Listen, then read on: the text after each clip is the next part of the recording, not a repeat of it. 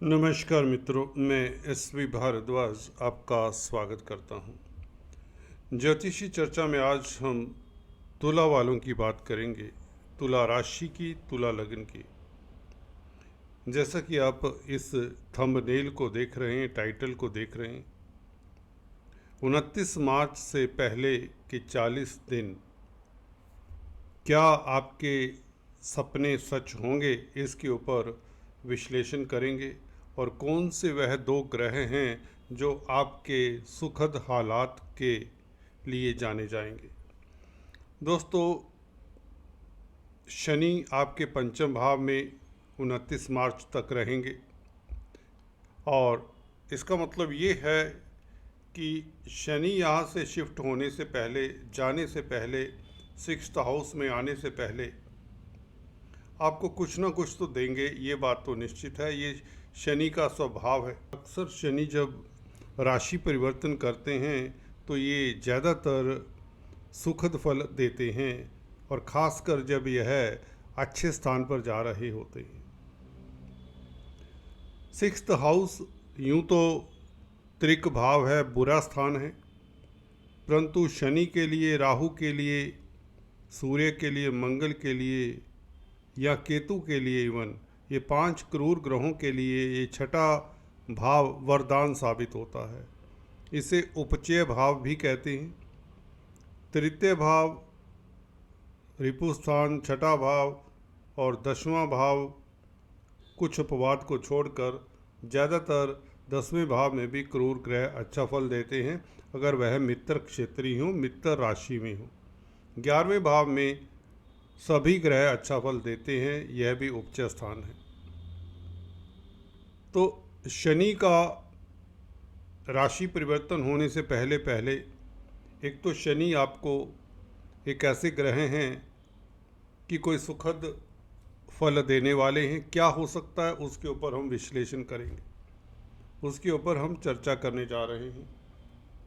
और आपको ये भी बताना चाहता हूँ, शुक्र अभी उच्च के रहेंगे पूरा मार्च का महीना, फरवरी के ये शेष दिन, अप्रैल इवन, और मई का भी पूरा महीना।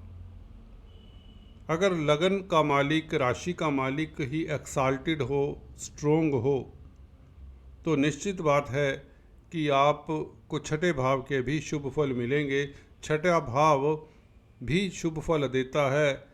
गौर करिए दोस्तों, ये क्या शुभ फल दे सकता है। राहु के साथ युति बनाकर, शुक्र राहु की युति बनी रहेगी और 29 मार्च से शनि भी साथ में आ जाएंगे। तो 29 मार्च तक की ये 40 दिनों की चर्चा करेंगे। दोस्तों, आज जब मैं ये रिकॉर्डिंग कर रहा हूँ, आज दोस्तों अभी 16 फरवरी है और 28 मार्च तक 40 दिन आपके लिए खास, बहुत खास रहने वाले हैं, बहुत महत्वपूर्ण रहने वाले हैं।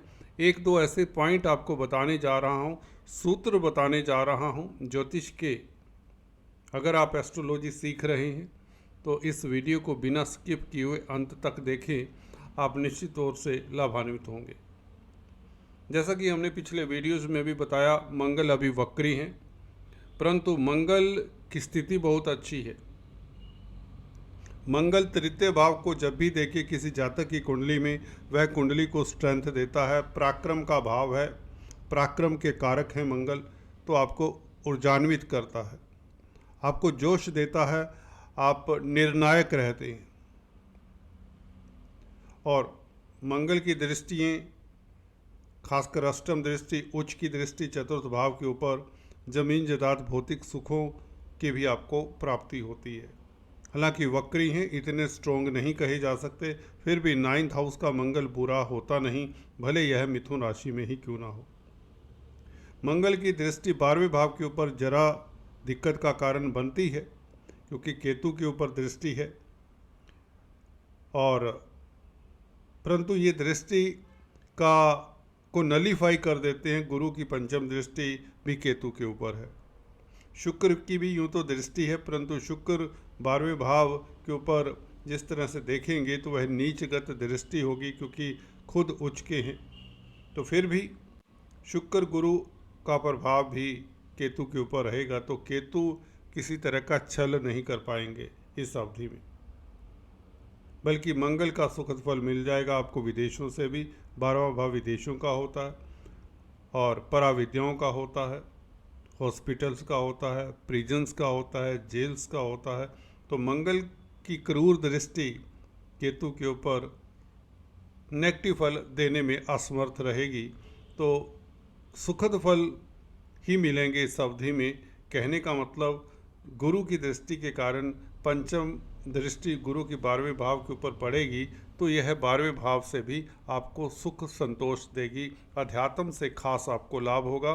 साहित्य, लिटरेचर, तंत्र मंत्र विद्याओं की तरफ आपका झुकाव हो जाएगा, जिसके कारण भी आपको सफलता कई कामों में मिलती है। योगा मेडिटेशन से आपको खास लाभ होगा इस अवधि में, क्योंकि केतु के साथ गुरु का संबंध हो जाए, खासकर दृष्टि से। युति का संबंध इतना बेहतर हमने नहीं देखा, पर फिर भी बुरा नहीं होता गुरु के साथ केतु की स्थिति। परंतु गुरु की दृष्टि केतु के ऊपर पड़ जाए तो केतु शुभ फलदायी हो जाते हैं। मोक्षाकारक प्लैनेट हैं केतु, और 12वें भाव में बैठकर केतु गुरु के प्रभाव में होने के कारण आपको छोटी बड़ी यात्राएं करवाएंगे, तीर्थाटन के योग बनाएंगे, धर्म की पिपासा बढ़ जाएगी, ज्ञान पिपासा भी बढ़ जाएगी आपकी। अगर आप हॉस्पिटल्स में कामकाज करते हैं, डॉक्टर सर्जन हैं, नर्सिंग का कामकाज करते हैं, फार्मा लाइन में हैं, तो ये गुरु की दृष्टि लाजवाब रहेगी। सोशल वर्क करते हैं, एनजीओज के साथ कामकाज कर रहे हैं या करना चाहते हैं, तो आपको ये एक सेटिस्फैक्शन देती है, ये दृष्टि एक आत्मिक बल देती है, एक सुकून देती है। ये गुरु की दृष्टि 12वें भाव में बैठे हुए केतु, आपकी इंट्यूशन पावर बढ़ती है गुरु और केतु के कनेक्शन के कारण। अगर आपकी कुंडली में भी केतु और गुरु का कनेक्शन है तो आप अच्छे साइकिक बन सकते हैं, अच्छे एस्ट्रोलॉजर बन सकते हैं। आप में एक हीलिंग पावर्स आ जाती हैं। इनका कनेक्शन जिन जातकों की कुंडली में होता है, कहीं भी हो, खासकर चतुर्थ भाव में हो गुरु केतु का कनेक्शंस, तो हमने अक्सर पाया है कि ऐसे व्यक्ति ज्योतिष में अपना नाम करते हैं। हीलिंग पावर्स के कारण इन्हें एक बख्श होती है, जो बोल देती हैं वह सच होता है। कल्याणकारी होते हैं ऐसे व्यक्ति, क्योंकि गुरु का चतुर्थ भाव में बैठना, हालांकि आप कहेंगे नीचगत राशि है, परंतु केतु के साथ 4th हाउस में बैठने से कहीं ना कहीं आप में एक अलग ही पावर सी आ जाती है। इसी तरह से अष्टम भाव में भी गुरु बैठे और केतु के साथ संबंध है 12वें भाव में, तो ये दो ग्रह आपको कई तरह की मुसीबतों से कहें या कई तरह के अवरोधों से बचाते हुए लेकर चलते हैं।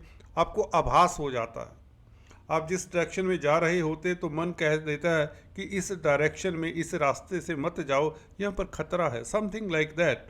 आप घर से निकलने वाले होते, मन में विचार कौंधता है कि आज रहने दीजिए, आज काम नहीं बनेगा, तो आप अगर रुक जाते हैं, ज़्यादातर आप रुक जाते हैं, क्योंकि इनकी वाइब्रेशंस बहुत स्ट्रोंग होती हैं। तो ये गुरु और केतु का संबंध मैंने अक्सर पाया है, एक्सपीरियंस की बातें हैं, ये कहीं किताबों में जल्दी से नहीं मिलेंगी, कि ये आपकी इंट्यूशन पावर के कारण आपको कई तरह की दुविधाओं से भी बचाते हैं, बल्कि आपको तरक्की देते हैं। दैवी कृपा बल्कि आपके ऊपर रहती है इस अवधि में। जो भी आप कार्य इस अवधि में करने जा रहे हैं या कर रहे हैं, उनसे आपको सुकून भी मिलता है और धन की स्थिति बेहतर होती है, क्योंकि गुरु धन के कारक हैं। 12वें भाव से कैसा धन मिलेगा, ये तो लॉस का भाव है आप कहेंगे। गुरु का देखिए प्रभाव कहीं भी पड़े, वहाँ से धन आएगा ही आएगा। गौर करिए दोस्तों, भले 12वां भाव एक्सपेंडिचर का है, हानि का है, परंतु यहाँ के एरियाज, खासकर हॉस्पिटल्स, मेडिकल लाइन, इन क्षेत्रों से आपको लाभ होगा, विदेशों से लाभ होगा। 12वां भाव विदेश का है, एक्सपोर्ट इंपोर्ट से लाभ होगा, और वीजा इत्यादि लग जाएगा। अगर वीजा इत्यादि की प्रॉब्लम है, मल्टीनेशनल कंपनी में जॉब मिलने के आसार बनाया हुआ है गुरु और केतु ने। गुरु वैसे भी क्योंकि रोहिणी नक्षत्र में है, चंद्रमा का नक्षत्र है, चंद्रमा आपके कर्म भाव के मालिक हैं, कैरियर के मालिक हैं, तो गुरु का अष्टम भाव में बैठना रोहिणी नक्षत्र में होकर तो कैरियर में आ रही दुविधाएं स्वतः ही दूर होती। ये बहुत अच्छा योग है। एक तो केतु के साथ संबंध, तो विदेशों से लाभ, और वैसे भी धन भाव के ऊपर भी गुरु की दृष्टि है, कुटुंब के भाव के ऊपर, तो आप के कुटुंब में कोई ना कोई मांगलिक कार्य हो, धन की स्थिति बेहतर हो। एजुकेशन में द्वितीय भाव के ऊपर प्रभाव गुरु का, एजुकेशन में भी आपको सफलता मिलती है, शिक्षा के कामकाज में भी आपको सफलता मिलती है, अच्छे खान पान के मौके मिलते हैं। सेकंड हाउस ग्रेन्स का भी है, आपकी जिह्वा का भी है, स्पीच का तो है, स्वादों का भी है। कई तरह के स्वाद जो हैं वह आपको भोगने का मौका मिलता है। मैं अक्सर बताता आया हूँ, जब शुभ प्रभाव द्वितीय भाव के ऊपर हो तो व्यक्ति गरीब नहीं होता, क्योंकि ऐसा व्यक्ति 56 तरह के भोगों को भोगने वाला होता है, स्वादिष्ट भोजन व्यंजनों का भोजन करने वाला होता है, जिनके द्वितीय भाव में शुभ ग्रह होते हैं, खासकर गुरु शुक्र इत्यादि। और केंद्र त्रिकोण के मालिकों का प्रभाव हो तो व्यक्ति निश्चित तौर से भाग्यशाली होता है। कुल मिलाकर गुरु की ये जो स्थिति बहुत अच्छी है। इधर शुक्र और गुरु का भी राशि परिवर्तन चल ही रहा है, कुछ दिन हुए हैं। शुक्र और गुरु एक दूसरे की राशि में हैं। शुक्र आपके लगन के राशि के मालिक हैं और अष्टम स्थान के भी मालिक हैं। गुरु आपके छठे भाव के और तृतीय भाव के मालिक हैं। तो इस अवधि में आप यात्राएं करें, उससे लाभ होगा। धर्म को लेकर यात्रा करें, कामकाज को लेकर यात्रा करें तो निश्चित तौर से लाभ होगा। आपके भौतिक सुखों में वृद्धि होगी। 2 शुभ ग्रहों का संबंध बन जाए, भले 6, 8, 12 भावों में बन रहा है, तो 6th और 8th हाउस के शुभ फल मिल जाते हैं आपको। अष्टम भाव का शुभ फल क्या मिलेगा, ये देखने की बात है। पाताल का भाव हम कहते हैं, तो पाताल से क्या मिल जाएगा? लिगेसी से, इंश्योरेंस इत्यादि से लाभ होते हुए देखा गया है। धन की स्थिति बेहतर होती गोपनीय कार्यों से, रिसर्च इत्यादि से। खदानों में जो कामकाज करते हैं, शनि से संबंधित कामकाज करने वाले जो लोग हैं वो खदानों में कामकाज करते हैं, टनल्स में कामकाज करते हैं।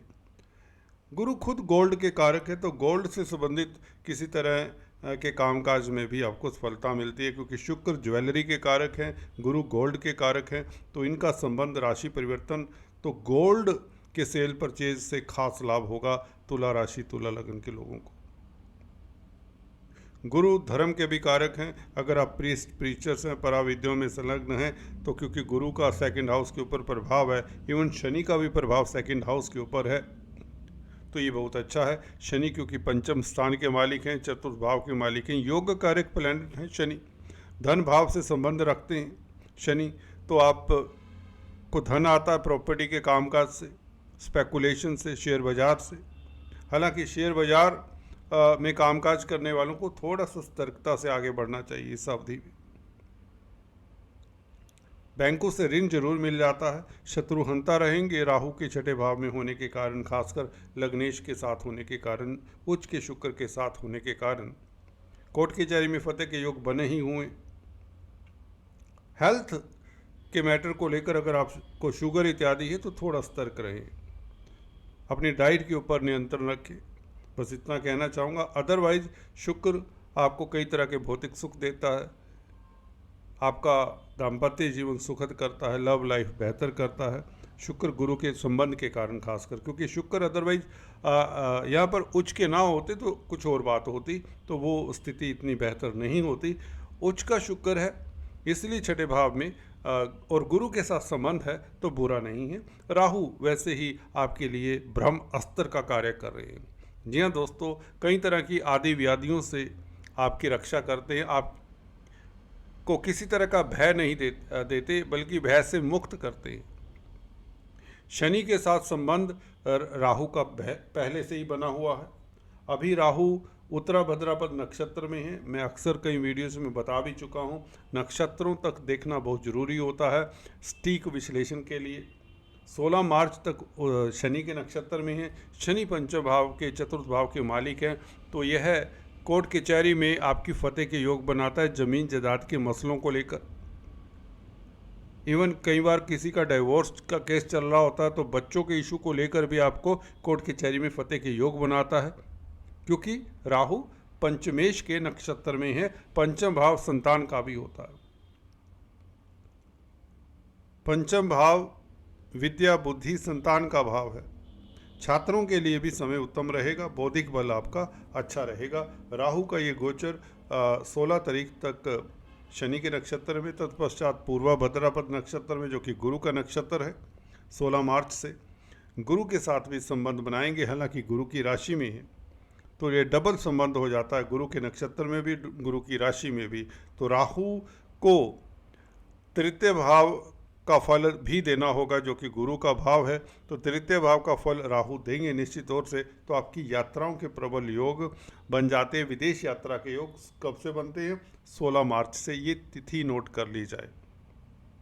16 मार्च से जब राहु गुरु के नक्षत्र में आएंगे, पूर्वा भद्रापद नक्षत्र में आएंगे, तो यात्राओं के योग बनते। छोटी बड़ी यात्राएं तो खूब होंगी आपकी।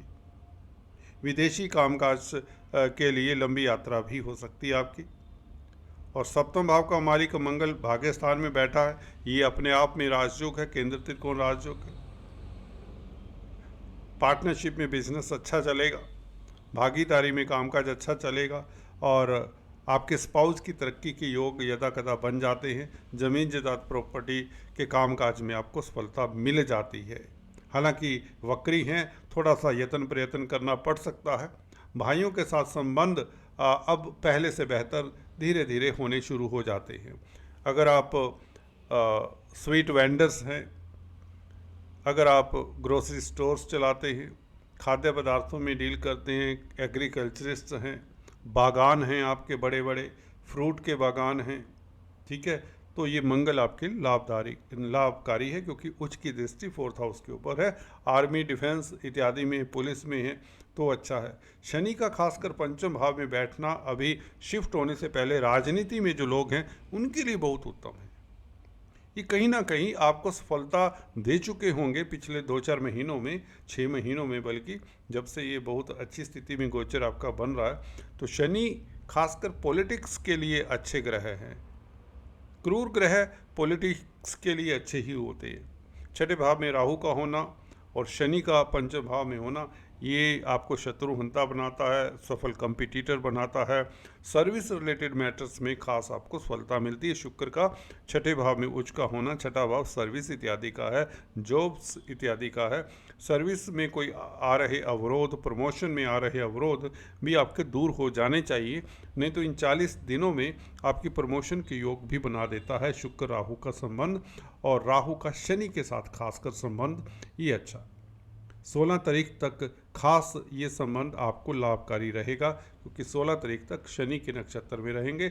शनि आपके योग कारक प्लेनेट है। तो राहु की स्थिति छठे भाव में है और शनि के नक्षत्र में, इसलिए सबसे ज़्यादा ग्रह आपके लिए अगर लाभकारी है तो राहु है, क्योंकि शनि के नक्षत्र में है। 16 मार्च तक कुछ ना कुछ बड़ी उपलब्धि, कोर्ट कचहरी में फतेह, कर्जे से निजात, और आपका स्वास्थ्य दम भी उत्तम रहता है, दमखम बना रहता है, तेज प्रभाव बढ़ता है, कॉन्टैक्ट सर्कल आपके काम आता है।